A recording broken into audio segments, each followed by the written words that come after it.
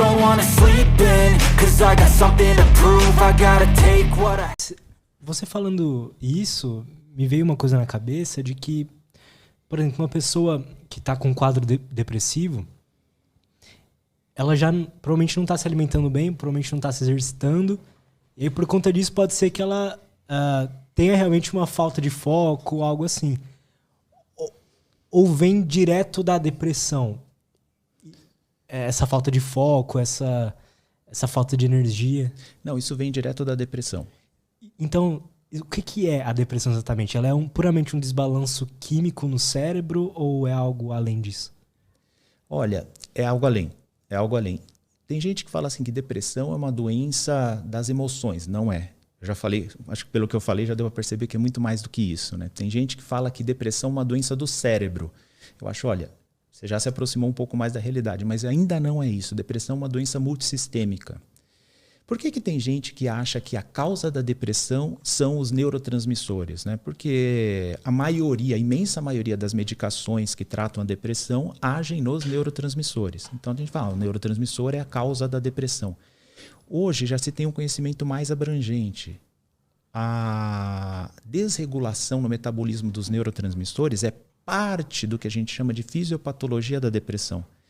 Então, entre as alterações orgânicas da depressão, os neurotransmissores são uma das alterações, né? Há alterações no sistema endócrino, por exemplo, alteração no cortisol. O cortisol pode estar aumentado, né? Há alterações até gastrointestinais na depressão, hoje já se sabe disso. Olha, as alterações da depressão do ponto de vista fisiopatológico são tantas que seria difícil. A gente dá uma aula só sobre isso, né? Nos cursos que a gente dá lá na USP, nas aulas que eu dou para os residentes, tem uma aula que é só sobre isso, fisiopatologia da depressão. Os mediadores inflamatórios estão aumentados na depressão, o que acaba conferindo um risco maior para outras doenças inflamatórias, doenças álgicas, cardiovasculares. Então, uma série de alterações fisiopatológicas acompanha a depressão.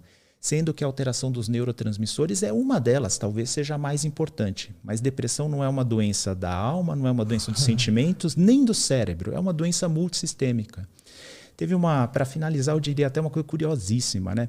Sabe aquela coisa da pessoa em depressão ter uma postura um pouco mais retraída? Sim. Teve uma fisioterapeuta do nosso grupo, a Janete Canales, que fez um estudo sobre isso e mostrou que até a postura, até do ponto de vista ortopédico, existe um padrão de postura do paciente em depressão e, curiosamente, esse padrão aumenta à medida que a pessoa tem mais episódios ao longo da vida. Então, a pessoa fica retraída, com os ombros retraídos, ela conseguiu mostrar isso de maneira objetiva. Então, até na nossa postura, a depressão acaba atuando. É uma doença muito complexa. O que você diria que são os sintomas de alguém com um quadro depressivo? Assim, como diferenciar de uma tristeza momentânea ou de algo mais... Não queria usar essa palavra, mas algo mais normal, né? Não, tristeza é algo normal da vida, Luiz. Não é entre aspas, não. Tristeza é algo normal diante de uma adversidade que você está passando, de uma separação do ente querido. Vamos deixar claro. Sabe, a gente não pode pretender, aliás, isso é uma fonte de angústia muito grande, né? A gente não pode pretender ter uma vida insípida.